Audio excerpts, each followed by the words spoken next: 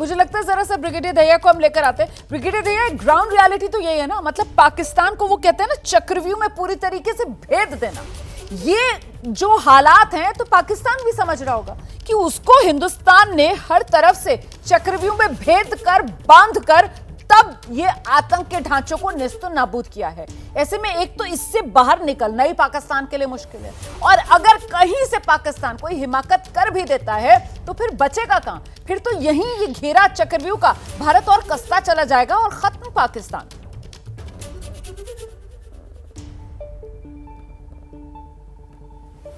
देखो, आपका जो आखिरी जो शब्द है खत्म पाकिस्तान, खत्म पाकिस्तान भारत का एम नहीं है। हम चाहते हैं कि हमारे पड़ोस में एक देश ऐसा हो कि जो फले फूले, लेकिन अगर वो आतंकवाद का हिस्सा लेगा, और आतंकवाद का उसने सहारा लिया है क्योंकि वो कैपेबिलिटी वाइज वो भारत एक महान शक्ति बन गया है और पाकिस्तान नीचे गिरता जा रहा है। तो जब जो कमजोर होता जाता है वो फिर जैसे अनकन्वेंशनल वॉरफेयर का इस्तेमाल करता है, जैसे कि उसने प्रॉक्सी वॉर का भारत के खिलाफ से इस्तेमाल किया। ये जियाउल हक के टाइम से शुरू हुए, डेथ बाय 1000 कट्स जो उन्होंने पॉलिसी प्रोफेस की थी। अब उनको गए इतने दिन हो गए, उसके अलावा फिर पाकिस्तान की आर्मी को अपनी रेलेवेंस बनाने के लिए इस प्रॉक्सी वॉर को उन्होंने बढ़ावा दिया। अब वो प्रॉक्सी वॉर में इतना बढ़ावा दिया और पाकिस्तान की जो लीडरशिप में जो मिलिट्री लीडरशिप है उसको इस चीज को आगे बढ़ाने के लिए उन्हें अपनी जिहादी सेना बना दी। अपनी जो एक प्रोफेशनल आर्मी जो होती थी उस प्रोफेशनल आर्मी को उन्हें एक फंडामेंटलिस्ट आर्मी बना दिया है। तो इसका तो उनको खमियाजा भुगतना पड़ेगा। खमियाजा वो अब भुगतना शुरू कर दिया है। जैसे कि अभी 10 पाकिस्तानी सैनिक की आपके चैनल के थ्रू से खबर मिली है कि हमारी जवाबी गोलाबारी में उनके 10 सैनिक मारे गए। तो ये तो हमारी बिल्कुल पुख्ता बात है जो हमारी लीडरशिप ने कहा है कि छेड़ेंगे तो छोड़ेंगे नहीं। जैसे कि उन्होंने हमारे एलओसी के ऊपर मिलिट्री टारगेट्स के अलावा उन्होंने हमारे सिविलियन टारगेट्स, हमारे विलेजेस में बमबारी की है। तो हमारे पास पूरा साजो सामान है, पूरे हम हथियार हैं जिससे कि हम उनके सैनिकों को जिन्होंने ये गोलाबारी की है उनको बर्बाद करें और उनके जो तोप खाने हैं उसको भी बर्बाद करें। तो ये तो अभी पाकिस्तान जो चक्रव्यूह में जो फंसा हुआ है, अभी पाकिस्तान में एक दूसरे के मुंह की तरफ देख रहे हैं, भाई तू बता दे, भाई तू बता दे। पहले तो अब एक दूसरे को गाली गलौज चल रहा हो क्या होगा कि भाई तूने मरवा दिया। अभी जब मरवा दिया तो अभी होगा कि भाई अभी तुम बचवाओ। क्योंकि Pakistan as a nation in the community of nations बिल्कुल अलग थलग पड़ा है। ये रशिया यूक्रेन का वॉर नहीं है, उससे इसका कोई कंपैरिजन नहीं हो सकता। क्योंकि यूक्रेन के पीछे तो अमेरिका, पूरा यूरोप यूनियन उनको धड़ाधड़ हथियार भेजे जा रहा था, उनकी जो डिफेंस इंडस्ट्री वो पनप रही थी। और तो ऐसा पाकिस्तान के पास ऐसा कहीं से कोई सपोर्ट नहीं आएगा। वो सिर्फ 2 देश है जिसकी तरफ थोड़ा बहुत दे सकता है, वो एक तुर्की है। उससे भी मेरे को पूरा पूर्णतः विश्वास है, बहुत इतना ज्यादा सपोर्ट नहीं मिलेगा। और चाइना ने जो बोला है कि भाई उसके तो विरोधाभास है उसकी स्टेटमेंट में कि भाई आतंकवाद के हम खिलाफ हैं और भारत की ने जो ये स्ट्राइक किया है उससे हम सहमत नहीं है। तो इस चीज तो ऐसे में जो पाकिस्तान जो घिरा हुआ है, मेरे को लगता है हमें सिर्फ जवाबी कार्रवाई करनी चाहिए। हमने इनिशिएट कर दिया है, उसके अलावा हमारा फोकस होना चाहिए सिर्फ जवाबी कार्रवाई। जैसा कि अभी एलओसी के इलाके में हो रहा है कि भी उन्होंने हमारे विलेजेस पे हमारे सिविलियंस को कैजुअलिटी किया है, हमने उनके आर्मी को टारगेट कर दिया गया। ये बात जो आप कह रहे हैं, मुझे लगता है जरा सा हमारे सहयोगी सर नीरज राजपूत इस वक्त मौजूद हैं, उन्हीं के पास में लेकर चलती हुई दर्शकों को। नीरज, जो ब्रिगेडियर दहिया यहाँ पर कह रहे हैं ना कि साहब देखिए, अब रणनीति यही हमारी होनी चाहिए कि हम सिर्फ और सिर्फ अब जवाबी कार्रवाई, मतलब जो पाकिस्तान करे उसका मुंह तोड़ जवाब दें। जैसा कि पाकिस्तान की तरफ से एलओसी पर अगर वहां पर फायरिंग की जा रही है तो भारत उसी अंदाज में जवाबी फायरिंग कर रहा है, जिसकी चपेट में आकर 10 पाकिस्तानी सैनिकों की भी मौत हो गई है। ये बताइए मुझे कि अभी खुद सेनाओं की तरफ से कुछ जानकारी मिल पा रही है, किस तरीके का असेसमेंट है, कितने घंटे क्रूशियल बताए जा रहे हैं, कब तक ये मुस्तैदी, इसको लेकर क्या अपडेट नीरज? देखिए रुमाना, जो कि हम लोग देख रहे हैं पिछले 10 दिन से जो एलओसी पर फायरिंग हो रही थी वो स्मॉल आर्म्स से हो रही थी, लेकिन जो कल से जब से भारत ने ये ऑपरेशन सिंदूर किया है तब से हैवी फायरिंग भी दोनों देशों की तरफ से हो रही है। पाकिस्तान की तरफ से तोप से फायरिंग की गई थी बिम्बर गली एरिया में, पुंछ के एरिया में।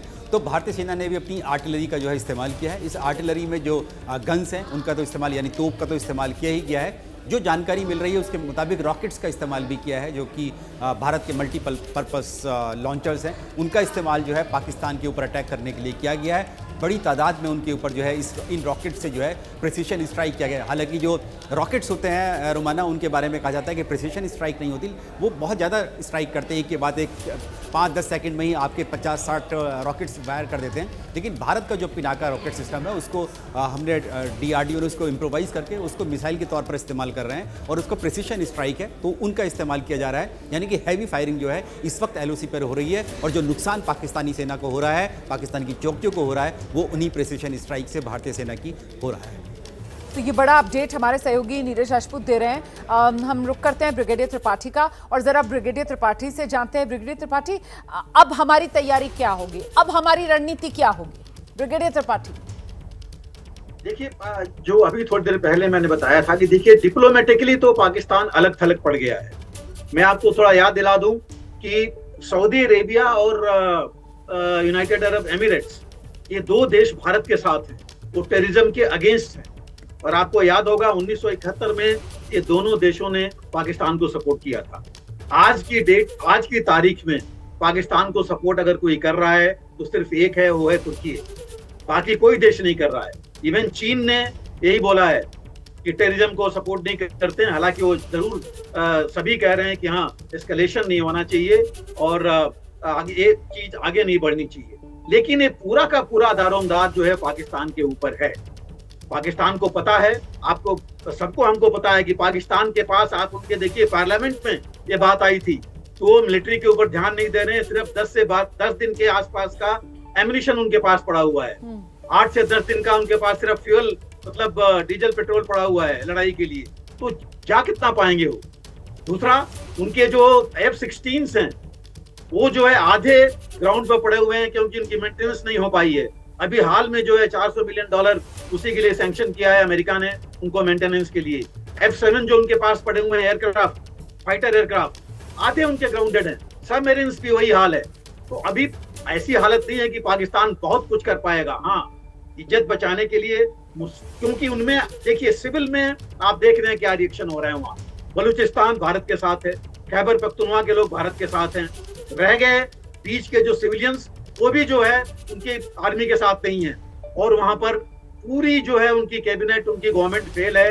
पूरा का पूरा जो है वो पूरा प्रशासन, हर एक चीज आर्मी चला रही है। तो आसिफ मुनीर जो है उनके सेनाध्यक्ष, वो जो है उन्होंने एस्केलेट किया है और जब तक अगर वो एस्केलेट करेंगे तो उनको पता है कि उनके ऊपर भारत बहुत भारी पड़ेगा। उनका, जैसे कहते हैं, ईंट का जवाब पत्थर से नहीं, पत्थरों से दिया जाएगा। उनको ये मालूम है, इसलिए अगर वो करते हैं तो उनका बहुत भारी नुकसान होगा। लेकिन मैं ये भी कहना चाहता हूँ कि जो इलाका है रजौरी पुंछ का, विद इन आरटी रेंज है, आरटी हमारी वहाँ बहुत अच्छी है। हमारे पास बहुत उन्नत किस्म के 155 से लेके जैसे पिनाका रॉकेट सिस्टम्स हैं और पीछे हमारे मिसाइल्स भी हमारे पीछे हैं। ऐसा नहीं है कि सिर्फ रॉकेट्स और गन्स हैं 155, लेकिन इन्हीं की ताकत इतनी है जिस मुकाबला पाकिस्तान नहीं कर सकता। और ये जो 10 की बात हो रही है, ये तो जो गिने गए हैं, जो नहीं गिने गए हैं वो और ज्यादा होंगे, जो बताए नहीं जाते लेकिन पता जरूर लग जाते हैं। तो इसलिए पाकिस्तान अगर एस्केलेशन करेगा तो मुश्किल होगा। हाँ, भारत को अंदर भी देखना पड़ेगा कि जो ओवरग्राउंड उनके हैं एलिमेंट्स, वो कुछ नहीं कर पाए। इसलिए जो पहले आप बात कर रहे थे कि जो मॉक ड्रिल की जा रही है वो बहुत जरूरी है सिविल डिफेंस की, कि हम अपने अंदर देखें। बाहर के लिए सेना पूरी मुस्तैद है और ज्यादा मुस्तैद हमारे इंटेलिजेंस सिस्टम्स को होना पड़ेगा। हमारे जो बाकी एजेंट्स हैं, बाकी लोग हैं, उनको मुस्तैद रहना पड़ेगा, एजेंसी जो है हमारी, जिससे कि कोई और हिमाकत कुछ नहीं कर पाए। सही कह रहे हैं सर आप। इसीलिए सर वो अहम बैठक गृह मंत्रालय में खुद गृह मंत्री अमित शाह ने जो ली है, और खासतौर से जो सीमावर्ती राज्य हैं उनके मुख्यमंत्रियों के साथ, मुख्य सचिवों के साथ और डीजीपी के साथ वीडियो कॉन्फ्रेंसिंग के जरिए गृह मंत्री अमित शाह जुड़े, क्योंकि आंतरिक सुरक्षा उतनी ही महत्वपूर्ण जितनी बाहरी सुरक्षा है। और बाहरी सुरक्षा को लेकर तो सेना मुस्तैद है, लेकिन आंतरिक सुरक्षा के लिहाज से भी मामला पूरी तरीके से चाक चौबंद रहे, इसी को लेकर सरकार की पैनी नजर। और साथ ही हर किस्म की आपात स्थिति से निपटने के लिए भी जो सिविल डिफेंस सिस्टम है वो भी इन प्लेस रहे, उसमें भी कहीं कोई गड़बड़ी ना हो, कहीं कोई लचरता या लापरवाही ना रहे, इसको लेकर भी तैयारी पूरी है और उसको भी जांचा जा रहा है। इसीलिए मॉक ड्रिल जो देश के अलग अलग शहरों में इस वक्त चल रही है, लेकिन इस समय ये तस्वीर जो आप टेलीविजन स्क्रीन पर देख रहे हैं वो बहुत खास हो जाती है। ये आतंक का जनाजा है, आतंकवादियों के जनाजे हैं जो पाकिस्तान में निकल रहे हैं, लेकिन इनको ये भरपूर समर्थन जो पाकिस्तान के लोगों का मिल रहा है। मुरिदके से लेकर बहावलपुर तक इसी तरीके की तस्वीरें सामने आ रही हैं, जहां आतंकवादियों के जो जनाजे हैं वो पाकिस्तान के झंडे में लिपटे हुए और वहां पर नारे गूंजते हुए सुनाई पड़ रहे हैं। और साथ ही साथ जो फौजी हैं वो इन जनाजों के समर्थन में श्रद्धा सुमन अर्पित करते हुए नमाज जनाजा पढ़ते हुए नजर आ रहे हैं, जिससे दुनिया में ये मैसेज क्लियर जा रहा है। वो कहते हैं ना, मैसेज लाउड एंड क्लियर। वो दुनिया देख रही है कि पाकिस्तान की सेना की जो सांठगांठ है आतंक के साथ, पाकिस्तान भले ही अपने एस्टैब्लिशमेंट को अलग करके दिखाने की कोशिश करे, खुद को आतंकवाद से अलग करके दिखाने की कोशिश करे, लेकिन पाकिस्तान की उन तमाम कोशिशों पर ब्रिगेडियर त्रिपाठी इस वक्त ये तस्वीरें पानी फेरती हुई नजर आ रही हैं सर। यहाँ पाकिस्तानी फौजियों के कंधे हैं और वर्दीधारी फौजियों के कंधों पर आतंकवादियों के जनाजे हैं, पाकिस्तान के झंडे में लिपटे हुए सर।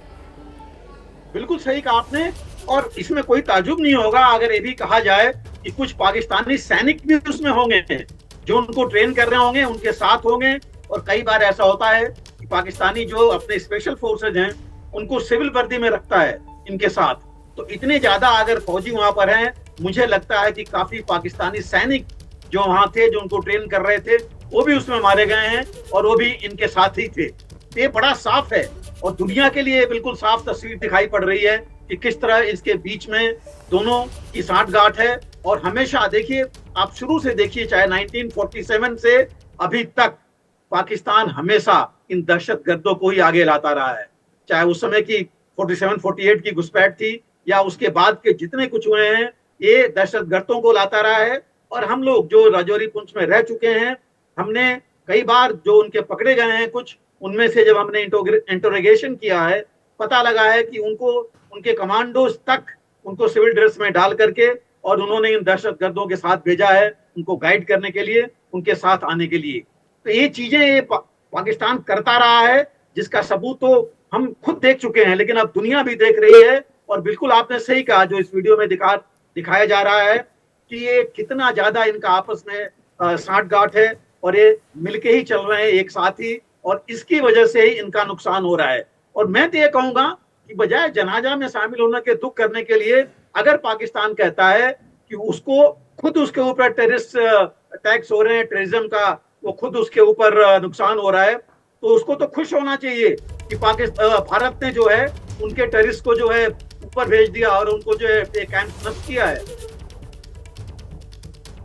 सही कह रहे हैं सर आप, बिल्कुल सही कह रहे हैं आप। मुझे लगता है जरा सा नीरज राजपूत का आप रुख कर लेते हैं। नीरज हमारे साथ लगातार बने हुए हैं। नीरज, ऐसे में जिस बात का जिक्र अभी ब्रिगेडियर त्रिपाठी भी कर रहे थे कि बहुत मुमकिन है, क्योंकि यहाँ पर वो इतना करीबी रिश्ता है ना पाकिस्तान की सेना का और आतंकवाद का, कि कई बार तो फर्क करना मुश्किल हो जाता है कि कौन आतंकवादी और कौन पाकिस्तानी सेना का सैनिक है। ऐसे में यहाँ पर जिस तरीके का ऑपरेशन सिंदूर, इसका अंजाम पाकिस्तान में देखने के लिए मिल रहा है, इसीलिए ये कहना गलत नहीं होगा कि इसने पाकिस्तान की कमर तोड़कर रख दी है। पाकिस्तान में आतंकवाद की नहीं, पाकिस्तान की कमर तोड़कर रख दी है, क्योंकि पाकिस्तान में एस्टैब्लिशमेंट और आतंकवादियों में, वहां की सरकार में, वहां की सेना में फर्क करना तो बहुत मुश्किल है ना नीरज। बिल्कुल रुमाना, देखिए जो पहलगाम नरसंहार हुआ, हमला हुआ, उसमें कौन था, मेन मुख्य आरोपी कौन है? मुख्य आरोपी हाशिम मूसा है। मैं जरा सा आपको रोक रही हूँ नीरज, रक्षा मंत्री का बयान सामने आ रहा है, क्या कह रहे हैं सुना देते हैं।